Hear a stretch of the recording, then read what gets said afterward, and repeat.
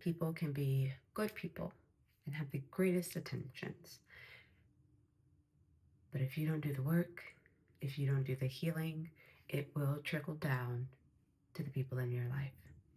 I have been married for almost, I think, like 13 years.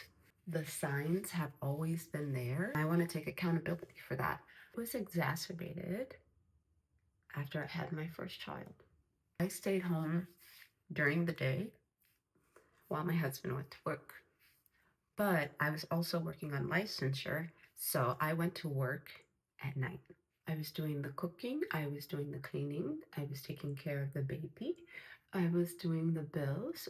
I then would feel guilty when he came home for work to hand the baby over to him while I got dressed. My guilt led me to fawning. Let me explain. My trauma response comes from how people are going to react to me.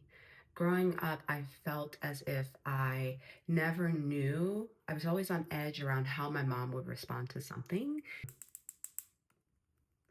When he would come home from work, I would make sure dinner was prepared. I would make sure the baby was clean. I would have a schedule for him. Then I had our second child. Things really started to up the ante. What I learned in therapy this year is that I not only enable, but I protect him from the consequences of not learning.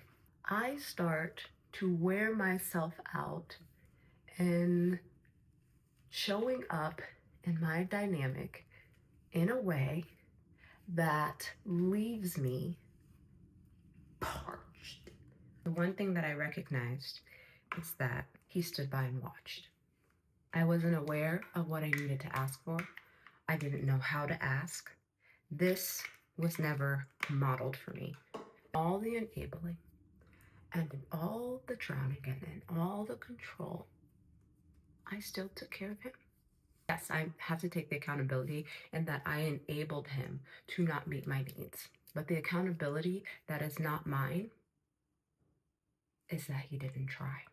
The reason that so many women resonate with my video about me moving out for 30 days is because they are exhausted.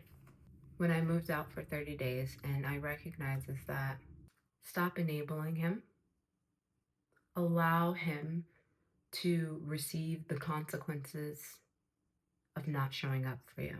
Because one thing I do know for certain for me, I'll be damned if I take care of another man like that again.